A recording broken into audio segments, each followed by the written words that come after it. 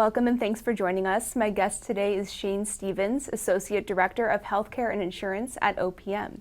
Shane, thank you so much for being here today. Thank you, Drew, for having me. It's a great honor to be here. Absolutely. So now that we are heading into open season, we know that each year very few enrollees actually make changes to their healthcare options during open season. Usually it's somewhere around the 5% mark.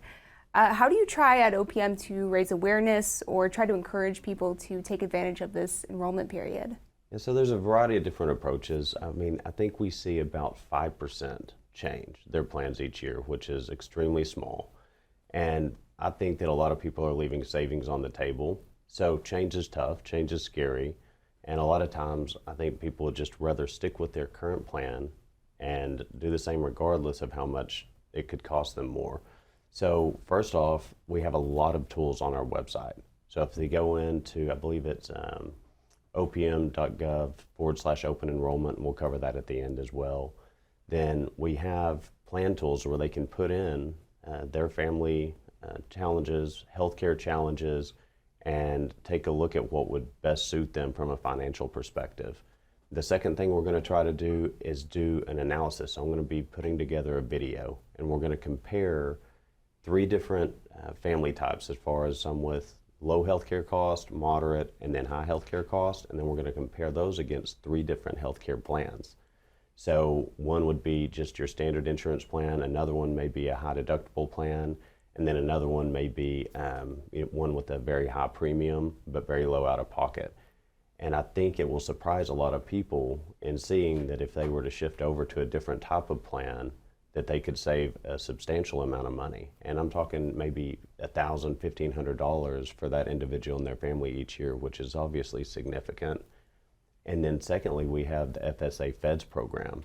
So FSA Feds, that's a flex spending account. And a lot of people are afraid to put money into those, which is essentially pre-tax dollars that won't be taxed, but they're afraid to put it in because they think that they'll lose their money. However, we have a rollover clause so they can actually roll over a certain amount of excess money each year. So even if you're conservative in your cost, and let's say you think it'll be $3,000 that you and your family will spend this year, we'll do $2,000.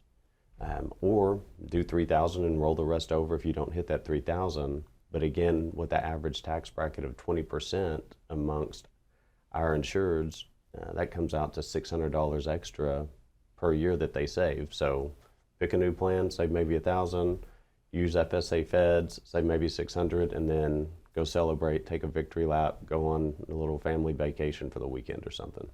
Yeah, absolutely. Cost is such an important factor of open season for really anyone depending on your healthcare needs. But other than cost, there's also changes each year to the benefits that are available and the types of coverage that enrollees can get based on what plan they're in. Can you give us an overview of some of the big benefits changes that enrollees might see next year? Yeah, so we do have some meaningful benefit changes that are coming in place in 2026, and we're also working towards a lot more that'll hopefully go into effect in 2027.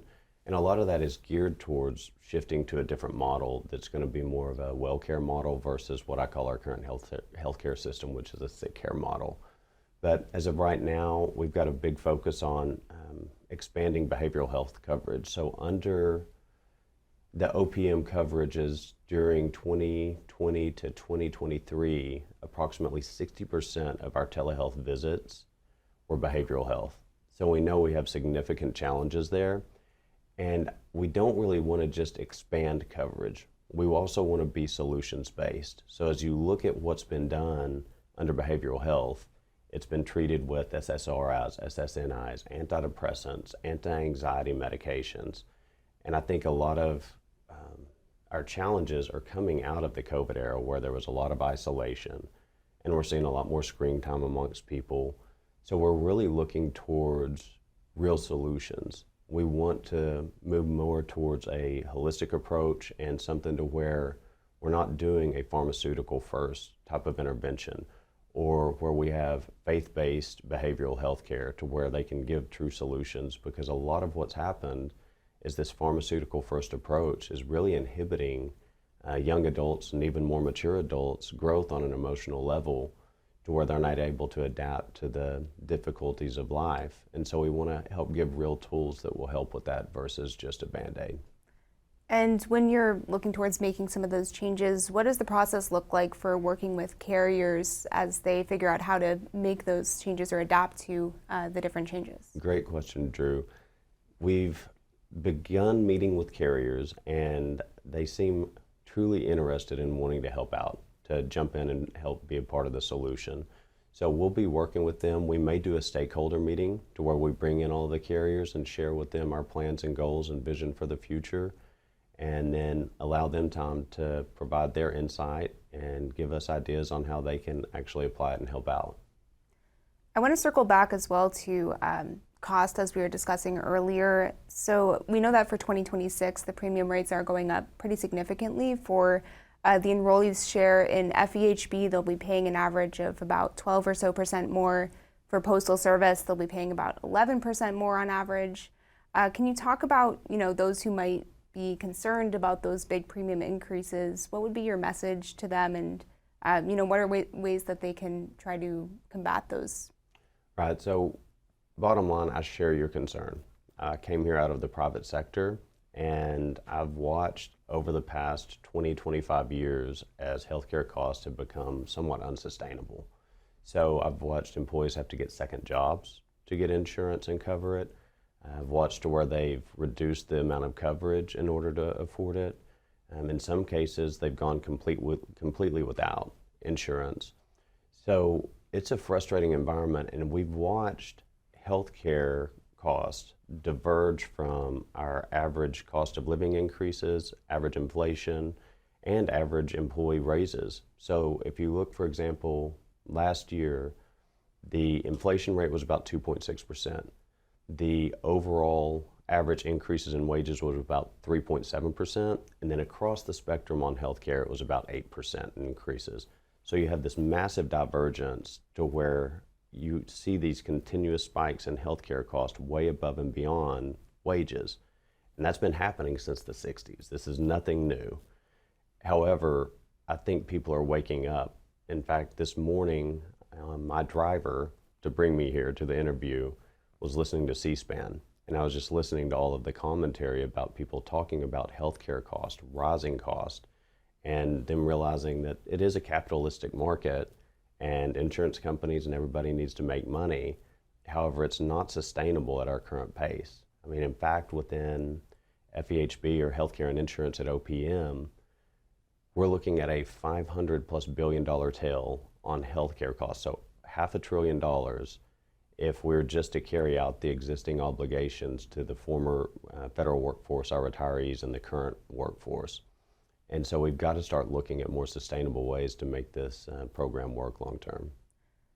And from what you've seen so far, what are the biggest contributing factors to premiums each year, and why are they going up so much for FEHB and PSHB?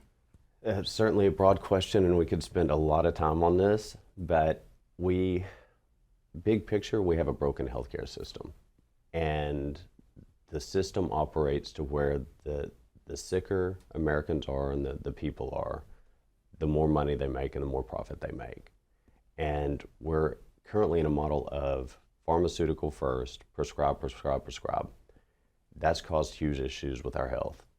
We're starting to see, if you look at the Henry Ford study, vaccine study, that goes back to where that's greatly increasing overall sickness, chronic conditions, and just as a country, we look at our comparison to peer nations, and we have the highest per capita healthcare cost, yet we have the worst health outcomes in many areas.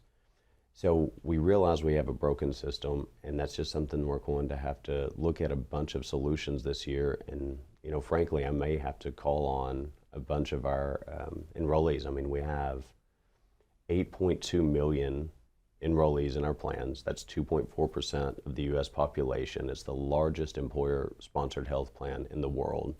Well, in the U.S., potentially the world.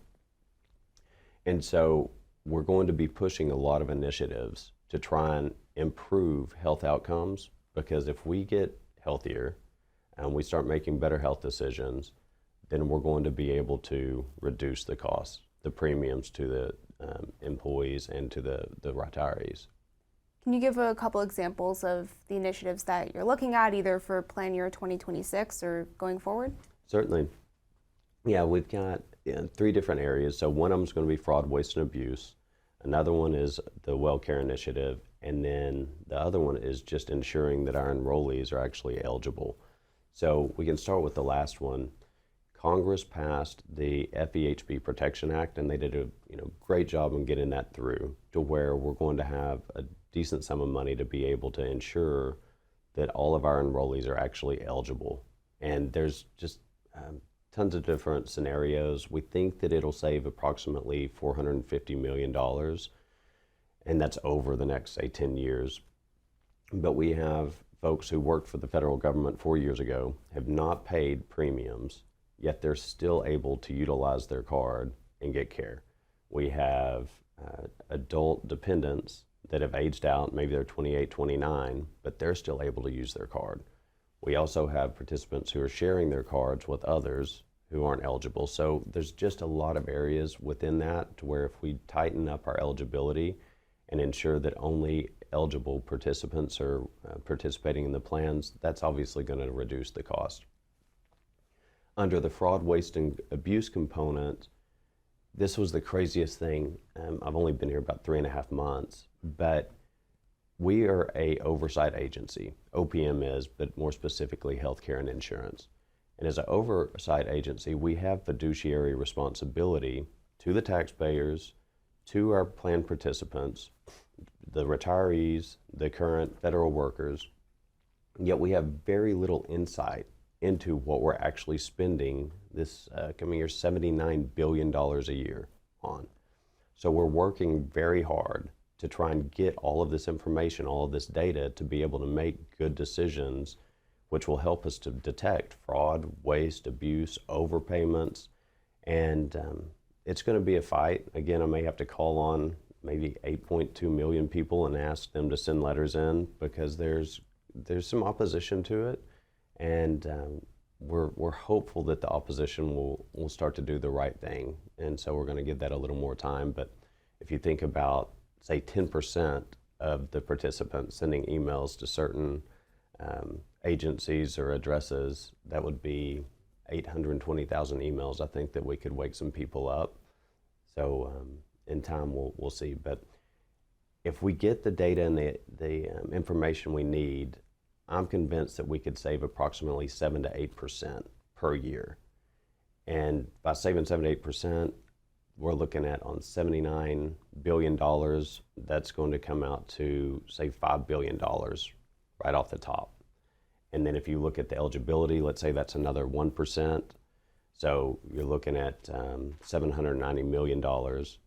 And then if we go into the WellCare initiatives, that's another couple percent, which is going to take time for that to take effect. And we'll jump into the WellCare initiatives, but I think we could see a flat line or maybe a very small increase for the first time ever if we were able to successfully implement all of these initiatives. So if we move over onto the WellCare platform of how do we attack this broken healthcare system, we can first look at the medications. Right now, physicians' offices, hospitals, everybody is incentivized to just prescribe medications. They have to do that in order to make their ends meet at the end of the month. And that's just the way our current system is set up. So I want to try and move away from that, move more to incentivizing providers to have good health outcomes for their patients versus prescribed medications. And that's been done intentionally. It's by design because there's people that profit massively from prescribing the medications. Secondly, the Henry Ford study came out, and you start to look at our chronic health conditions, our atopic disease, our behavioral health challenges across the U.S., and starting all the way back in the 60s, we've seen these spikes, which is actually when the divergence of healthcare cost and cost of living increases started.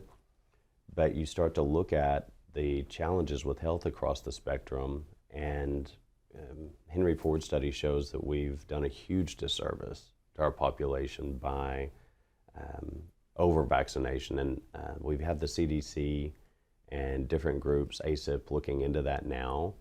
And so they're starting to come out with different recommendations. So if we can start with just infancy and helping folks be healthier from the beginning, then we can also start treating those that are older and trying to figure out how to detox potentially from vaccines and how to improve overall health. The other areas are, say, GLP-1s. So we look at a lot of these solutions of GLP-1s or peptides as potentially this miracle cure. And in America, we obviously have a obesity crisis. It's just a challenge that we're going to have to hit head on because it's causing a myriad of other health issues. So we want to look at utilizing these as a tool for weight loss or for treatment of diabetes.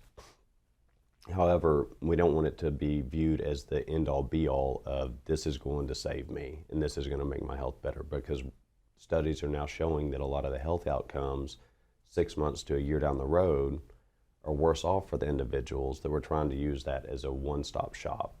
So we're looking at a more overall preventative model to where we look at physical exercise, we look at nutrition, we look at overall health actions within that individual or within that family to see about setting up a routine lifestyle difference, and then these are just boosters to help along the way.